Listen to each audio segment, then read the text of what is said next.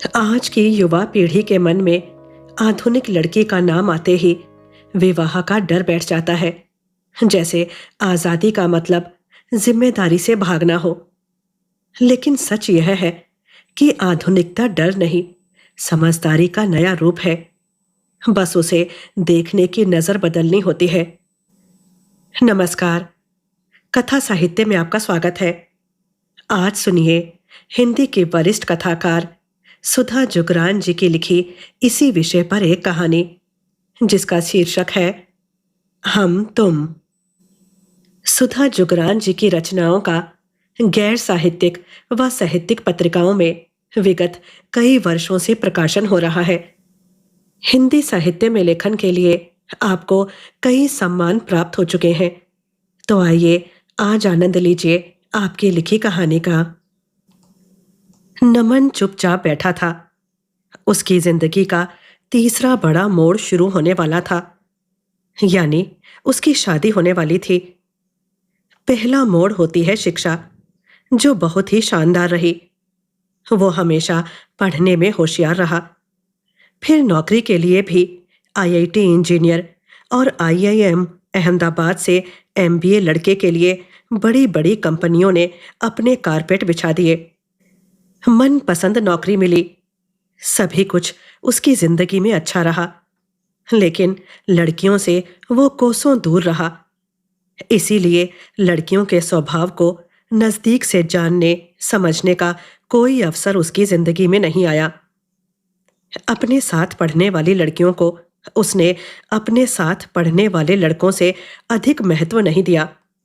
लेकिन नमन ने जब जब भी अपने मन को टटोला तो हमेशा एक परंपरागत भारतीय युवती की तस्वीर को ही बसा हुआ पाया, जो चुलबुली तो हो पर गंभीरता लिए हुए, आत्मविश्वासी तो हो पर मासूमियत लिए हुए, महत्वाकांक्षी हो पर घर जिसकी पहली प्राथमिकता हो। पर ऐसी लड़की से उसकी कभी मुलाकात नहीं हुई। उसने अपने साथ पढ़ने वाली लड़कियों पर जब भी नजर डाली, उनमें उसे लड़कों के से गुण अधिक नजर आए। वे नौकरी बढ़िया तरीके से कर सकती थीं, बाहर के काम आराम से कर सकती थीं, पर घर गृहस्थी उनके लिए थोड़ा दूर की बात थी। मासूमियत उनसे कोसों दूर थी।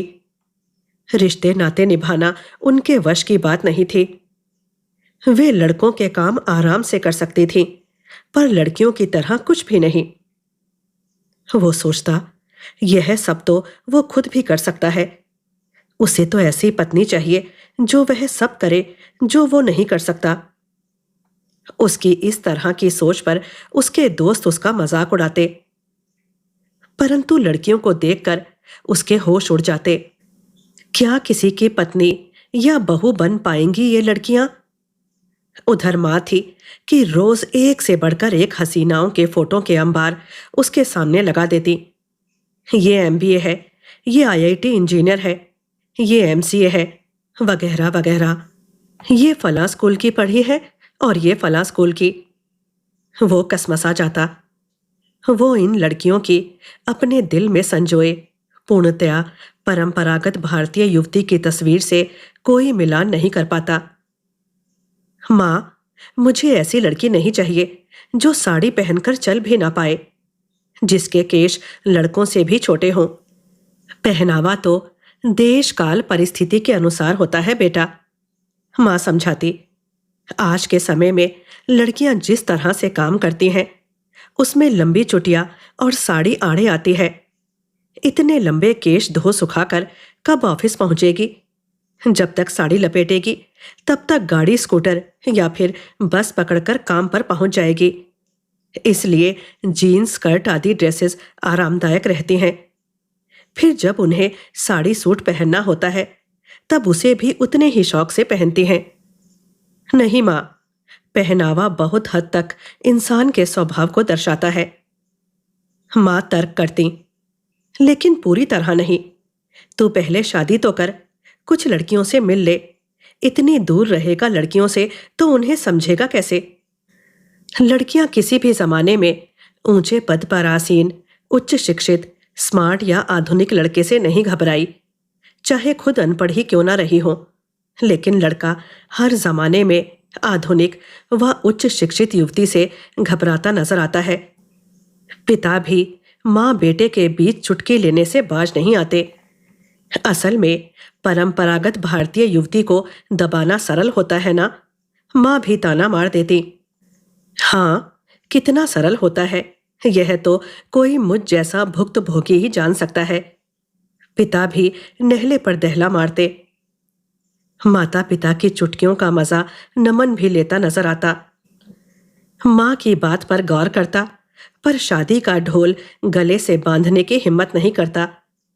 अपने रुतबे से थोड़ा नीचे उतरकर सीधी सादी लड़की देखने की कोशिश करता तो वो उसे जमाने के अनुसार नहीं लगती।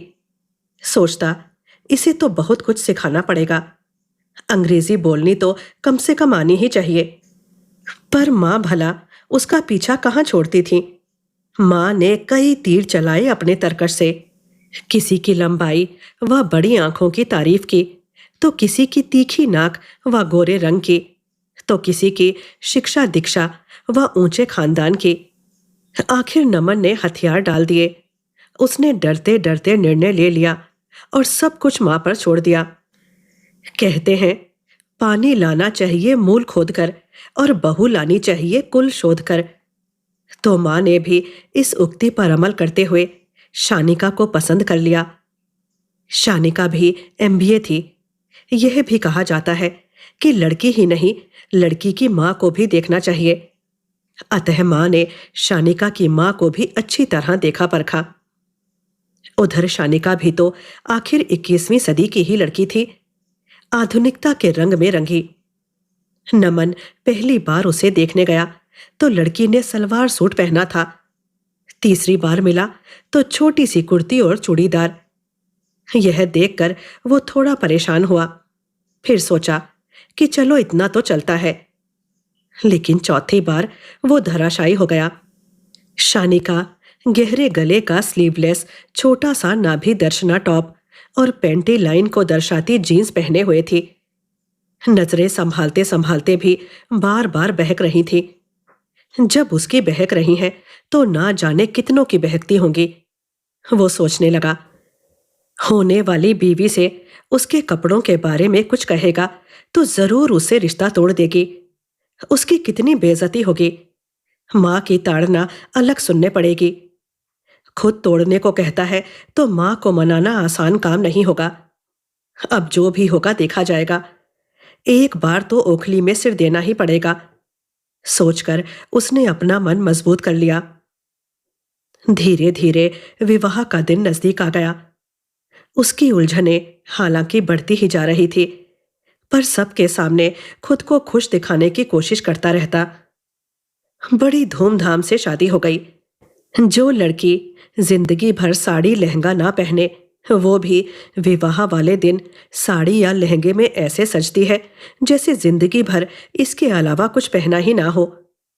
सिर पर पल्ला लिए गहनों से लदी किसी भी युवक की वो काल्पनिक दुल्हन हकीकत में धरती पर उतर आती है। शानिका को देखकर नमन को भी ऐसा ही लगा। विवाह हो गया। दुल्हन ने घर में प्रवेश कर लिया। सारे निर्धारित कार्यक्रम खत्म हो गए। नमन की सुहागरात आ गई। फिल्में देखकर आजकल सभी का अच्छा अनुभव होता है।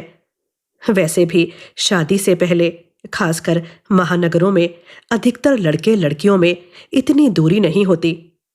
आपस में मिलने जुलने में संकोच नहीं होता। इसलिए अब ना दुल्हन की सहेलियां दूल्हे को कमरे में धक्का देती हैं, ना ही दोस्त खास सलाह मशवरा देते हैं। नमन भी खुद ही टहलता हुआ कमरे में चला गया। सोचा, दुल्हन बीच कमरे में गठरी बनी बैठी होगी, लेकिन दुल्हन तो पलंग पर सिर के नीचे बाहें रखकर आराम से लेटी थी। नमन दुल्हन की बगल में बैठ गया। दुल्हन उठकर बैठ गई। आंखों व चेहरे पर हल्के फुल्के लज्जा के भाव थे। नमन ने धीरे से हाथ पकड़ लिया।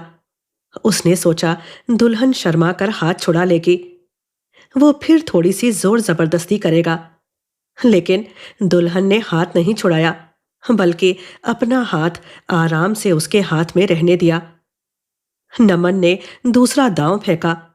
उसने दुल्हन के हाथ को थोड़ा झटका देकर उसे अपनी ओर खींचा, तो दुल्हन ने उसके झटके से ज्यादा कोशिश अपनी तरफ से की और उसके सीने से जा लगी। नमन का मासूम सा सपना टूट गया। पहली रात की छेड़छाड़, हल्की फुल्की जबरदस्ती, ये सब अनुभव तो पहली बार ही होते हैं, अब दोबारा तो होने से रहे।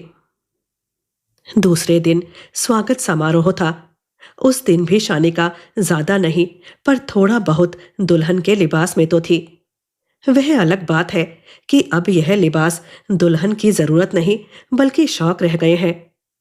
अब तक तो कुल मिलाकर सब ठीक चल रहा था, पर उसके मन में बसी दुल्हन की तस्वीर से शानिका कहीं से भी मेल नहीं खा रही थी। वो बिना किसी हिचक के अपने परायों से बात कर रही थी, यहां तक कि स्टेज पर बैठे बैठे नमन से भी खूब बतिया रही थी। तुम थोड़ी देर चुप नहीं बैठ सकती? आखिर नमन से नहीं रहा गया। शानिका अचकचाकर चुप हो गई। दूसरे दिन दोनों हनीमून पर चले गए। वहां तो शानिका अपने रंग में आ गई। उसकी अजीबोगरीब ड्रेसेस देखकर नमन का पसीना छूट गया। नवविवाहित जोड़ों का वैसे भी सबको पता चल जाता है, इसलिए सबका उन्हें घूरना लाजमी होता है। पर शानिका के अजीबोगरीब टॉप व पेंटी लाइन को दिखाती जीन्स देखकर नमन शर्मसार हुए जा रहा था। क्या खाक गृहस्थी चलाएगी ये लड़की? शानिका किसी भी बात के लिए नमन पर निर्भर नहीं थी। वो बेबाक थी। आत्मविश्वास, सामान्य ज्ञान सब नमन से 21 ही था, 19 नहीं। नमन कभी कभी मन ही मन बड़बड़ाता।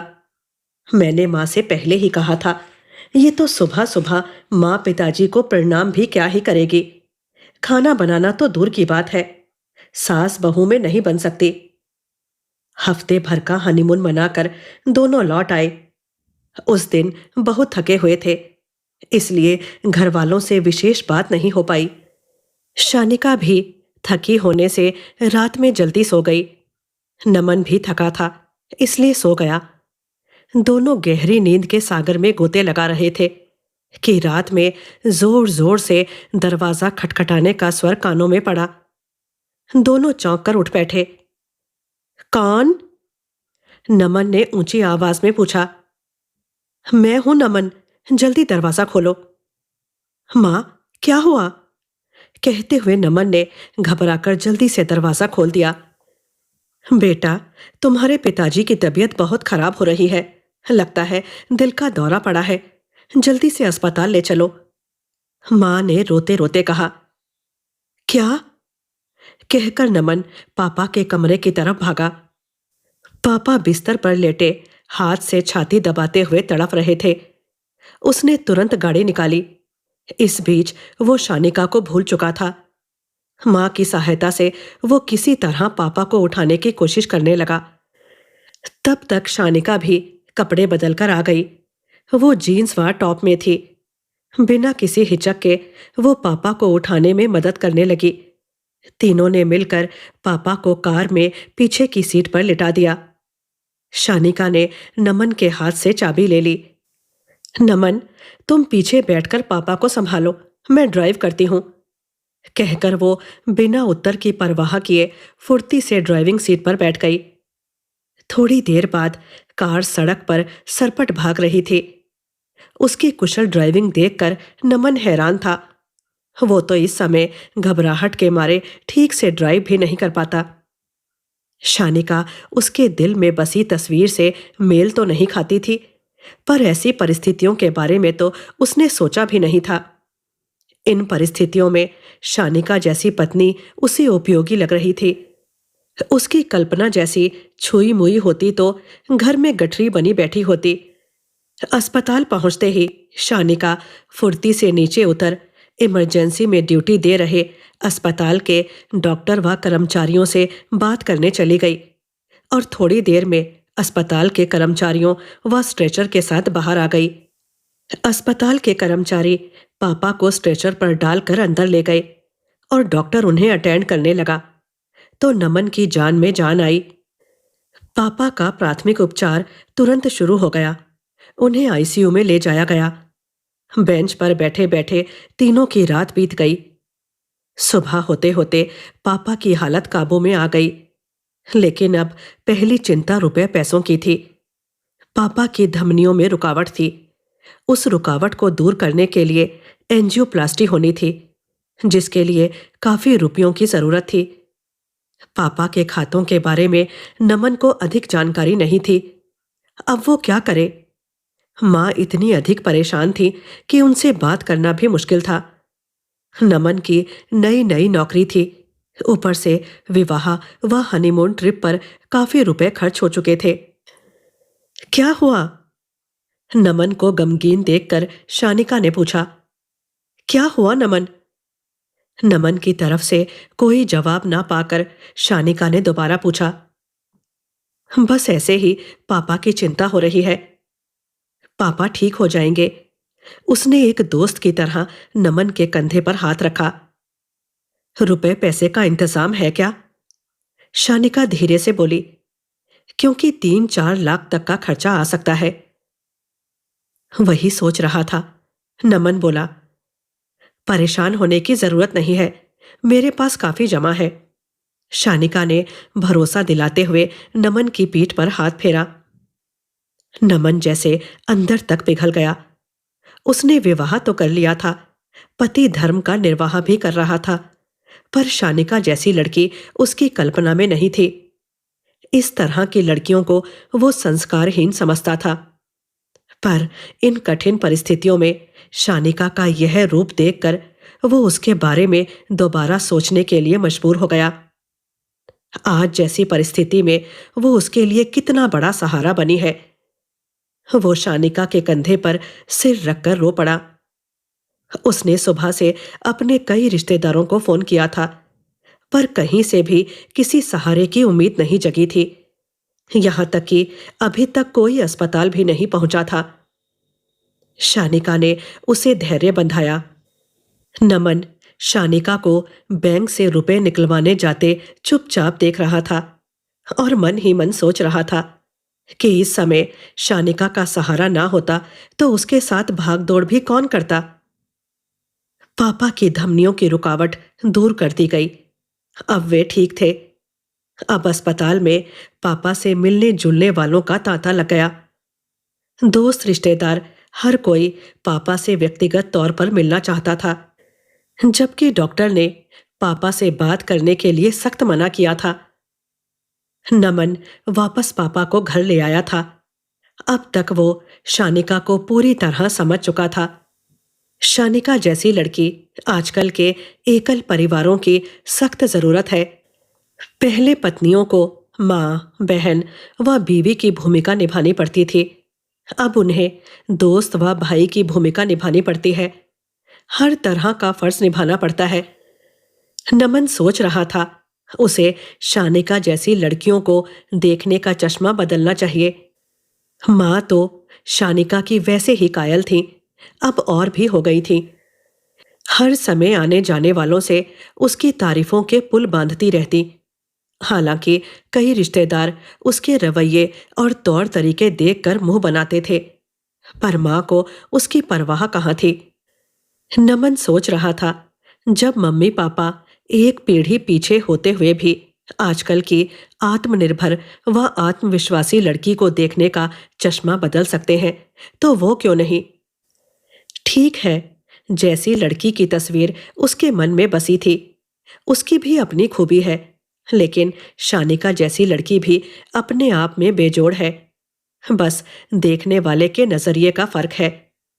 सुबह की चाय नहीं बना पाएगी, सिर पर पल्ला रखकर आरती का थाल नहीं सजाएगी, लेकिन जिंदगी की परेशानियों से जूझने में पति का पूरा साथ देगी, परिवार का सहारा बनेगी। और यदि किन्हीं दुखद परिस्थितियों में पति का साथ छूट गया तो बच्चों की परवरिश माँ के साथ साथ पिता की तरह भी कर पाएगी। आज की परिस्थितियों व प्राथमिकताओं में फर्क है, आज की सुविधाओं में भी फर्क है, इसलिए पहले और अब की जरूरतों में भी फर्क है, और उन जरूरतों को शानिका जैसी लड़की ही पूरा करती है। पापा को घर आए कुछ दिन हो गए थे। शानिका किचन में पापा के लिए रोटी नहीं बना पाती थी, पर उनके लिए बढ़िया सूप बना देती थी। उनकी दिनचर्या, खान पान और दवा का भी पूरा ध्यान रखती थी। ऑफिस से भी कई बार हालचाल पूछ लेती। शानिका की पापा के प्रति जागरूकता की वजह से नमन पापा की तरफ से निश्चिंत रहता था। जरूरत पड़ने पर वो पापा के डॉक्टर से बात कर लेती, दवा ले आती, पापा को डॉक्टर से चेकअप करा लाती। नमन का दिल शानिका के प्रति कृतज्ञ था। ऐसी विषम परिस्थितियों में नई बहू होते हुए भी एक दोस्त, एक भाई व एक बेटे की तरह उसे व उसके परिवार को संभाला था। एक शाम नमन ऑफिस से थोड़ा जल्दी घर आ गया। शानिका बाद में लौटी। जून की गर्मी पड़ रही थी। वो अपने कमरे में एसी चलाकर सुस्ताने लगी। नमन का दिल किया कि वो शानिका के लिए ऐसा क्या करे जिससे उसकी बातों से ही नहीं बल्कि उसके क्रियाकलापों से भी उसके प्रति कृतज्ञता झलके। कुछ सोचकर उसने 2 गिलास ताजे फलों का जूस निकाला। माँ उसे आश्चर्य व खुशी से देख रही थी। ट्रे लेकर वो कमरे में शानिका के सामने उपस्थित हो गया। बिस्तर पर लेटी शानिका उसे देख चौंक कर बैठ गई। उत्सुकता से बोली, यह क्या है? तुम्हारे लिए जूस। जूस? मगर इस समय क्यों? ऐसे ही मेरा मन तुम्हारे लिए कुछ करने को कर रहा था। तुम जो इतने दिनों से मेरे लिए इतना कुछ कर रही हो, इसलिए गुलाम तुम्हारी सेवा में जूस हाजिर कर रहा है। शानिका उसके इजहारे जूस पर ठहाका मारकर हंस पड़ी। अच्छा तो जनाब, सबका बदला जूस पिलाकर लौटा रहे हैं, पर जूस ही क्यों? क्यों? क्योंकि जूस ठंडा है, शांत है, मीठा है, ताजा है और बस बस रहने दो। थोड़ी देर नहीं पिया तो कड़वा भी है। कहकर शानिका ने जूस का गिलास उठाया और एक ही सांस में खाली कर दिया। अब तुम भी पी लो। जो आज्ञा सरकार। कहकर नमन ने गिलास खाली कर दिया और नटखट मूड में शानिका के पास बैठ उसे निहारने लगा। क्या हुआ? शानिका मुस्कुराते हुए बोली। शानिका, मैं तुमसे बहुत सी बातें कहना चाहता हूं। बहुत सारा धन्यवाद देना चाहता हूं मैं। नमन को आगे के शब्द ढूंढते देख शानिका बीच में ही बोल पड़ी। बस नमन, कुछ मत कहो। कुछ बातें कहने की नहीं होती हैं। तुम्हारी सोच के बारे में मैं जानती थी, लेकिन तुम मुझे बहुत अच्छे लगे थे। मैं बस इतना चाहती हूं कि तुम मुझे प्यार दो, इज्जत दो, धन्यवाद मत दो। मैं भी कोशिश करूंगी कि थोड़ी बहुत तुम्हारी कल्पना के अनुसार खुद को ढाल सकूं। कहकर शानिका नमन के सीने से लग गई। नमन ने शानिका को प्यार से बाहों में भींच लिया। दाम्पत्य संबंधों के सुंदर सामंजस्य की सीख देती इस कहानी के अंत के साथ ही मुझे विदा दीजिए और कथा साहित्य से जुड़े रहिएगा। धन्यवाद।